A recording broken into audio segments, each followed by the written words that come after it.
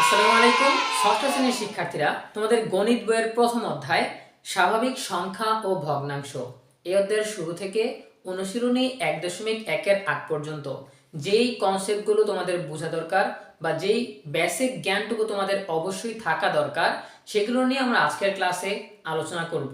অনেকেই এই পার্টটুকু মিস করে। আমরা ছোটবেলা থেকে দেখেছি যে স্যাররা ক্লাসে শুধুমাত্র অনুশীলনের অঙ্কগুলো সমাধান করে দেয়, কিন্তু এতে করে গণিতের প্রতি শিক্ষার্থীদের একটা অনীহা তৈরি হয়। কারণ কেন বিষয়টা আসলো, কোন ধারণা থেকে আসলো, এগুলো না জানলে শিক্ষার্থীরা ওই বিষয়টা ভালোভাবে বুঝতেও পারে না আর পেছনের ঘটনাটাও জানতে পারে না। সো আমি যখন নবম দশম শ্রেণীতে পড়ি তখন উচ্চতর গণিত বিষয়ের একজন টিচার ছিলেন। ওই শিক্ষক প্রথমে আমাদেরকে বলেছিলেন যে অনুশীলনের অঙ্কগুলো করার আগে বেসিকটা জেনে নিলে গণিতের প্রতি তোমাদের আগ্রহ তৈরি হবে, গণিত বুঝতেও সহজ হবে। সো অনেক খোঁজ গল্প হলো, আমরা মূল আলোচনায় চলে যাচ্ছি। তোমাদের অধ্যায়ের নাম হচ্ছে স্বাভাবিক সংখ্যা ও ভগ্নাংশ। স্বাভাবিক সংখ্যা কি? প্রাচীনকালে মানুষ গণনা করতে গিয়ে স্বাভাবিক যে সংখ্যাগুলো, ঠিক আছে, বা প্রাকৃতিক যে সংখ্যাগুলো খুঁজে বের করেছিল বা তুলে নিয়ে এসেছিল, সেগুলো হচ্ছে স্বাভাবিক সংখ্যা।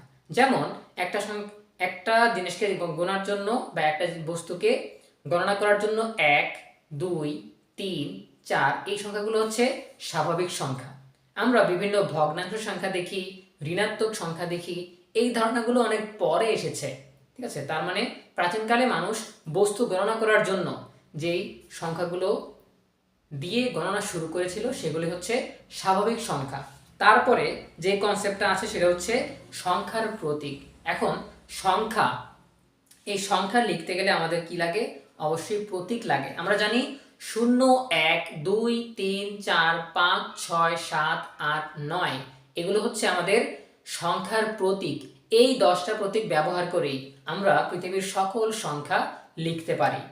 এখন এর মধ্যে দুইটা অংশ আছে, 1, 2, 3, 4, 5, 6, 7, 8, 9 এগুলো হচ্ছে সার্থক অঙ্ক বা সার্থক সংখ্যার প্রতীক। আরেকটা সংখ্যার প্রতীক আছে বা অঙ্ক আছে, যেটা হচ্ছে 0, এটা কিন্তু সার্থক নয়। এই ব্যাপারে আমরা অঙ্কগুলো করব, এজন্য আগে থেকেই আমরা জেনে নিচ্ছি। এরপরে যে কনসেপ্টটা আছে বা যেই পাঠ তোমাদের বইয়ে আছে সেটা হচ্ছে অঙ্কপাতন। অঙ্কপাতন কি? এক বা একাধিক অঙ্ক ব্যবহার করে সংখ্যা লেখার যে ব্যবস্থা সেটা হচ্ছে অঙ্কপাতন। আমি আবারও বলছি, এক বা একাধিক অঙ্ক বা সংখ্যার প্রতীক ব্যবহার করে সংখ্যা লেখার যে পদ্ধতি সেটাই হচ্ছে অঙ্কপাতন। আচ্ছা, এরপরে যেই কনসেপ্টগুলো তোমাদের বইয়ে আছে সেটা হচ্ছে সংখ্যার পঠন রীতি।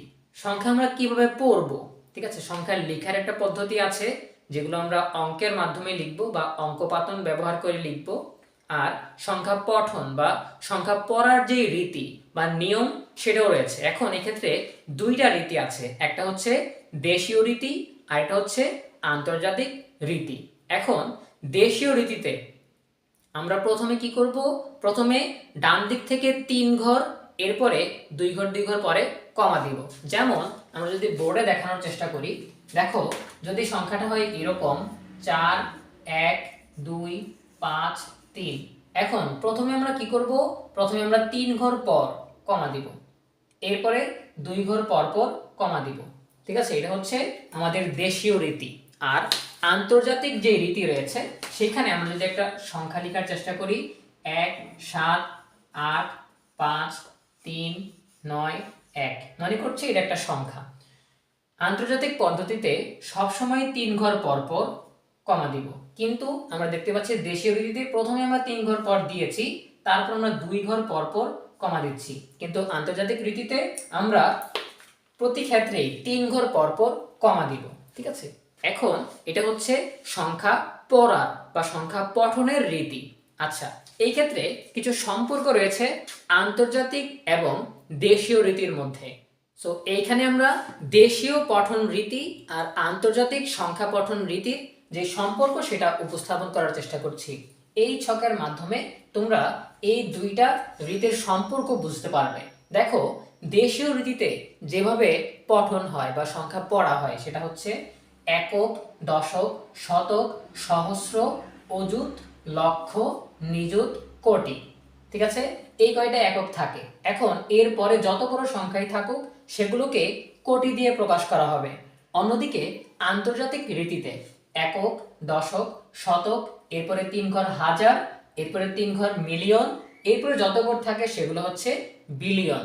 ঠিক আছে, আচ্ছা এখান থেকে খুব সুন্দর দুইটা একক পাওয়া যায়। সেটা হচ্ছে দেখো 1 মিলিয়ন যদি আমরা গণনা করি, 1 বিলিয়ন যদি আমরা গণনা করি, তাহলে কিভাবে করব? কারণ দেশীয় রীতিতে মিলিয়ন, বিলিয়ন এগুলো নেই।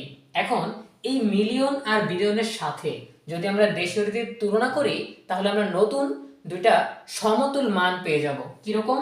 দেখো এখানে 3টা ঘর আছে মনে মনে ধরে নিচ্ছি। এখন এই ঘরে যদি আমরা লিখি তাহলে 1 মিলিয়ন হবে। তাহলে 1 মিলিয়ন সমান এখানে কত হচ্ছে? 1 নিযুত। 1 নিযুত মানে হচ্ছে 10 লক্ষ। তাহলে আমরা লিখতে পারি 1 মিলিয়ন সমান হচ্ছে 10 লক্ষ। আবার আমরা যদি বিলিয়ন বের করার চেষ্টা করি, দেখো এখানে বিলিয়ন যদি আমরা এক ঘর নেই, এখানে একক, দশক, শতক 3টা ঘর আছে। আমরা যদি একক স্থানীয় ঘরে নেই, অর্থাৎ 1 বিলিয়ন নেই, 1 বিলিয়ন নিতে গেলে আমাদের কি আসে? এখানে যদি আমরা 1 লিখি তাহলে এখানে একটা শূন্য, এখানে একটা শূন্য, তাহলে কত হচ্ছে? 100।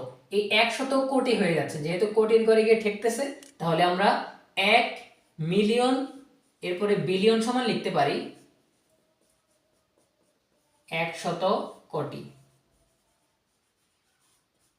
ঠিক আছে, সো দেশীয় রীতি আর আন্তর্জাতিক পঠন রীতির তুলনা করলে আমরা এই দুটা বের করতে পারি। এই দুটা দিয়েও আমরা অনুশীলনীতে অঙ্ক করব, এজন্য এগুলো আমাদের জানা প্রয়োজন। সো আমরা যেটা বলতেছিলাম যে এটা হচ্ছে দেশীয় রীতি, এটা হচ্ছে আন্তর্জাতিক রীতি। এখন দেশীয় রীতিতে কিভাবে লেখা হবে? একক, দশক, শতক। সংখ্যাটা লেখার পর একটা কম আসবে, এরপরে 2 ঘর পরপর কম আসবে। এখানে সহস্র আর অযুত এই দুটা মিলে হচ্ছে হাজার, লক্ষ আর নিযুত এই দুটা মিলে হচ্ছে লক্ষ, এরপরে কোটি যত থাকে সেটা সময় সাপেক্ষ বা প্রয়োজন অনুসারে।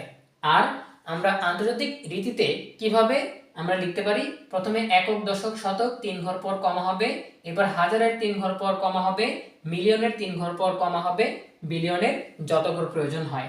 ঠিক আছে, সো তোমাদের স্বাভাবিক সংখ্যা ও ভগ্নাংশ এই অধ্যায়ের শুরু থেকে অনুশীলনী 1.1 আগ পর্যন্ত যেই বিষয়গুলো তোমাদের জানা প্রয়োজন সেই বেসিক বিষয়গুলো আমরা আলোচনা করলাম।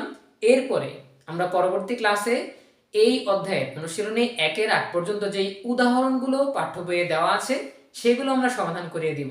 সো আজকের ক্লাস এই পর্যন্তই। আশা করি তোমরা খুব মনোযোগ সহকারে ক্লাসটা দেখেছো। ক্লাসটা কেমন লাগলো সেটা কমেন্টে জানিয়ে দাও।